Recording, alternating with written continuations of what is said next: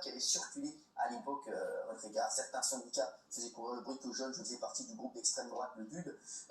De fait, à cet âge-là, j'étais plutôt anarchiste. Voilà, vous aviez la même coiffure. Ouais. Quand Capillavant, on n'avait jamais changé. D'autres que disaient que vous étiez alcoolique, d'autres que je battais ma femme, et d'autres enfin que je cassais les portes plutôt que de les ouvrir. Et c'est vrai qu'on sent un petit peu l'analogie avec ce qui se passe maintenant, où on vous trouve, on essaie toujours de vous chercher voilà, sur plein de sujets.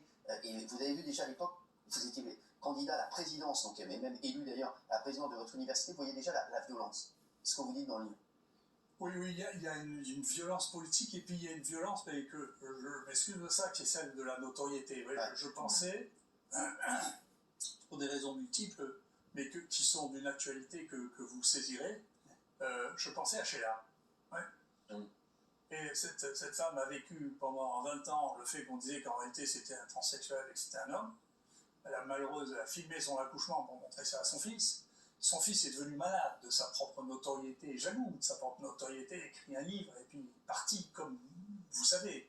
Et donc l'horreur de la notoriété ou la jalousie que suscite une notoriété comme ça, d'une gamine qui a 17 ans, passe sur tous les trucs et est première de parade, c'est quelque chose qui est inouï.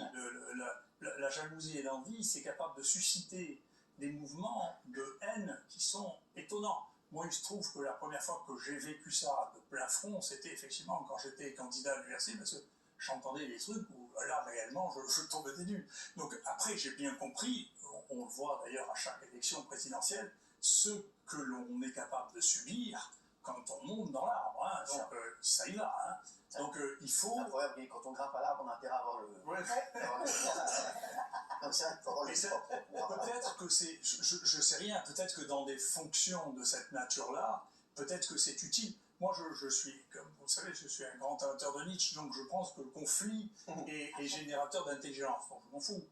Ça veut dire que vous êtes obligé d'être intelligent quand vous êtes conflictuel. Donc on ne peut pas, si vous n'êtes pas intelligent, vous êtes d'accord avec tout le monde, comme ça personne ne vous embête, on se fiche de ce que vous pensez, vous donne l'idée de la tête comme pour être en étant d'accord, et puis tout va bien.